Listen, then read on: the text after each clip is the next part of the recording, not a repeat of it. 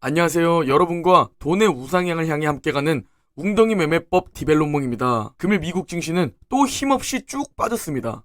다우가 계속 선방하는 모습을 보이고 있고 여전히 기술주 중심의 나스닥이 힘을 못 쓰고 있죠. 나스닥의 최근 5일 주가 흐름을 살펴보면 급등하다가 다시 그대로 하락을 보이는 추세입니다. 아니 이제 인플레이션 둔화도 확실해진 것 같은데 이게 가장 시장이 기다리던 신호였는데 왜 우리의 생각과는 다르게 인플레이션의 확실한 둔화가 보이고 난 후 꽤나 강력한 랠리를 기대한 우리의 예상과는 다르게 왜 짧은 반등을 보이고 그대로 다시 하락세를 보일까요? 1년 동안 기다려온 인플레이션 정점, 인플레이션 둔화에 대한 호재가 벌써 끝났나?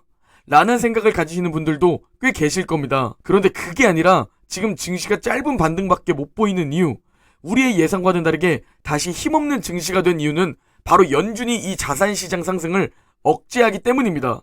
실제로 10월 CPI가 발표되기 전까지만 하더라도 비둘기적인 발언들도 조금씩 내뱉던 연준 위원들은 CPI가 확실한 둔화로 들어서는 데이터가 나오자 나스닥이 무려 하루에 5%가 넘는 급등을 보이자 바로 연준 위원들의 발언 스탠스가 매파적으로 바뀐 것을 느끼시는 분들도 있을 겁니다. 심지어 제임스 블라드는 매우 강경한 발언, 금리가 7%까지도 갈 수 있다는 발언을 했죠.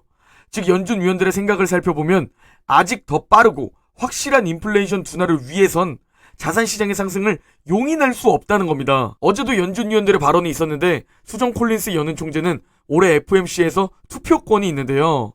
이 수정 콜린스 연은 총재가 다음 달 금리 인상 폭에 대해 결정을 내리지 않았고 여전히 75bp 인상도 가능성이 있다고 밝혔다는 겁니다. 특히 노동시장 약화를 보고 싶은데 아직 이 노동시장 약화가 보이지 않고 있다고 말했죠. 여전히 금리를 더 올려야 하고 이 높은 수준에서 한동안 금리를 유지해야 한다고 말했습니다. 그리고 이제는 슬슬 비둘기파 위원들도 나타나고 있습니다. 가장 대표적인 사람이 바로 메리 데일리 연은 총재입니다. 올해 한동안 매파적으로 돌아섰던 메리 데일리는 이제 과잉 긴축이라는 표현을 쓰기 시작했습니다. 과잉 긴축으로 인한 불필요한 고통을 피해야 한다는 점을 강조하고 있죠. 너무 적게 조정을 하면 인플레이션을 너무 높게 만들 것이고 너무 많이 긴축을 하면 불필요한 고통스러운 경기 하강으로 이어질 것을 경고하고 있죠. 그리고 이는 이따 공유드릴 제레미 시걸 교수 의견과 일맥상통합니다. 다시 돌아와 현재 시장의 패턴은 단순합니다.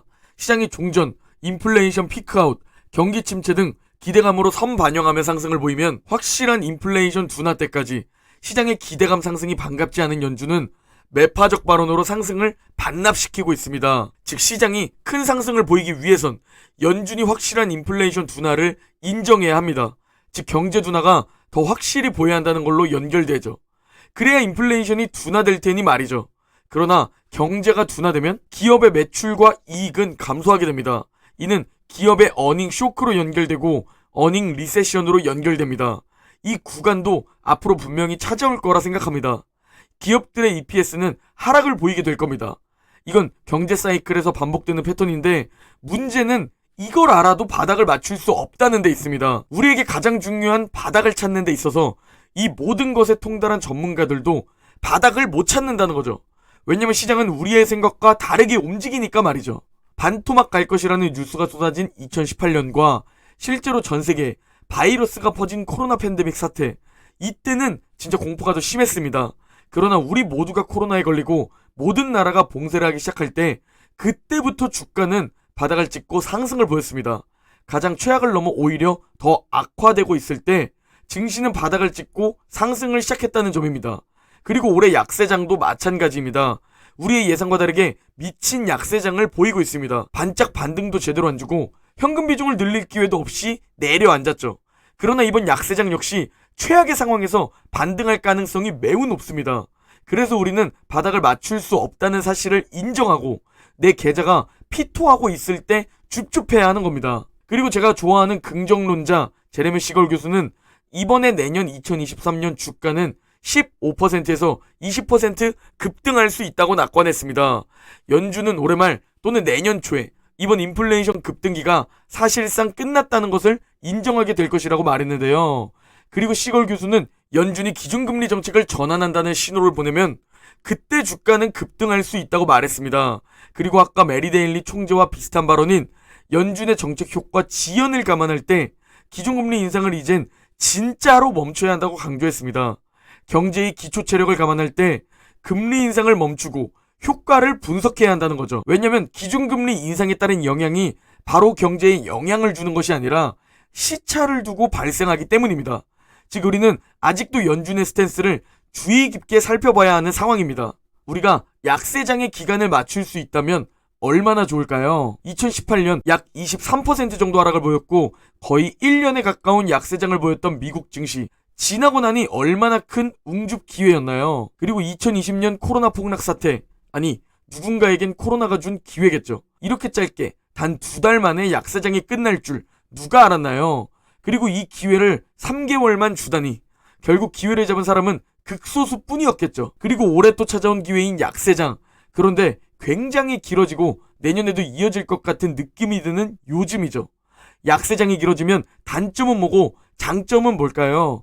우리가 이 약세장 기간을 컨트롤할 수 없다면 우리가 해야 할 것을 명확하게 알아야 합니다. 먼저 약세장이 길어지는 것에 대한 단점은 우리의 인내심이 고갈되고 지쳐서 짜증이 늘어나고 고통이 증가하며 결국 포기하는 사태로 연결된다는 겁니다. 실제로 이젠 절반을 넘어 약 60%가 떨어져 나갔죠. 전 앞으로 20% 정도 더 떨어져 나갈 거라 보고 있습니다. 올해 초 제가 다뤘던 영상처럼 말이죠. 왜냐면 역사는 반복되기 때문입니다. 그런데 약세장이 길어지는 것에 대한 장점이 있다면 믿으시겠습니까? 바로 싼 가격에 더 많이 투자금을 늘릴 수 있습니다. 코로나 2개월 약세장에 100만원 월 적립을 했다면 겨우 200만원 밖에 싸게 담지 못했지만 이번 약세장에 100만원 월 적립을 똑같이 했다면 벌써 1200만원이나 싸게 줍줍할 수 있었습니다. 오늘은 여러분들께 주식 투자뿐 아니라 궁극적으로 우리의 부가 우상향할 수 있는 돈의 우상향에 대해 말씀 좀 드리려고 합니다. 여러분, 시간이라는 것을 체감으로 느껴보면 어떤가요? 우리의 가장 큰 착각 중 하나는 즐거울 때 시간이 눈 깜짝할 새 지나가고 반대로 괴롭고 힘들 때는 1분 1초가 굉장히 느리게 흘러가는 것을 느껴보셨을 겁니다. 아니, 매일 회사에서 느끼고 계실 겁니다. 반대로 주말은 미친 듯이 빠르게 지나가죠. 잠깐 쉬고 놀았는데 바로 일요일 밤이 되는 마법. 다들 시간은 나의 감정에 따라 다르게 느껴지는 것을 이해하셨을 겁니다. 우리는 장기 투자에 성공하기 위해선 긴 호흡으로 투자에 임해야 합니다.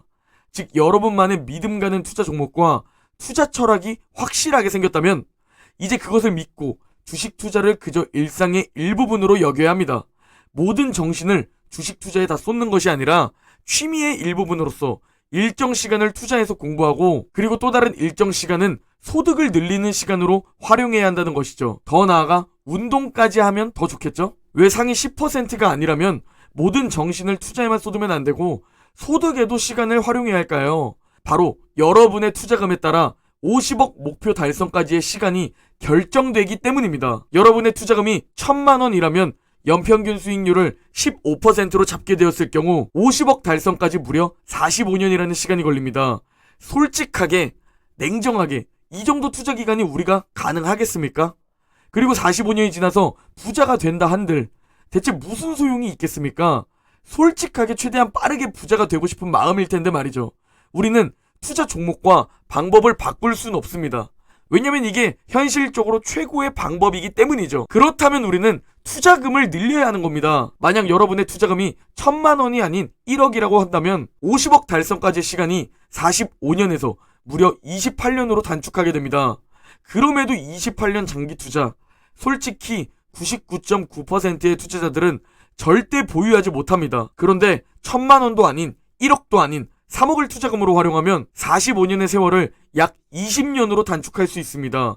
3억을 투자하고 연평균 15%의 수익률로 20년 보유하면 무려 50억을 달성할 수 있고 상위 10% 안에 들어가게 되는 겁니다. 그리고 우리 일반인들 중에서도 상위에 속하는 만약 5억이라는 투자금을 활용하면 딱 45년이라는 세월을 무려 15년으로 단축할 수 있으며 30년이나 시간을 아낄 수 있게 되는 겁니다. 투자금이 1000만 원이면 목표 50억에 45년이 소요되지만 투자금이 5억일 경우 목표 50억에 불과 15년만 소요됩니다.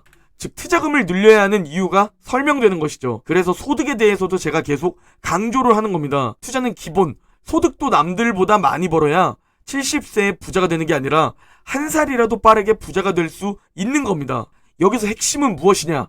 투자금을 늘리면 늘릴수록 결국 빠르게 부자가 된다는 겁니다. 그게 아니라면 20대 초반부터 일찍 투자를 시작하는 방법이 있죠. 그래서 소득을 늘려야 하는 것이고 제가 앞으로 부업, 사업, 소득, 재테크에 관한 정보도 올려드릴 겁니다.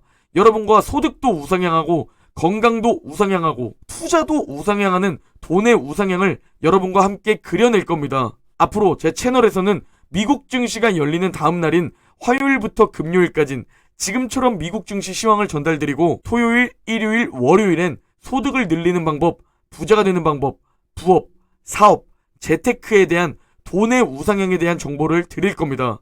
궁극적으로 투자와 소득 두 마리 토끼를 잡아야 빠르게 부자가 될 수 있기 때문입니다.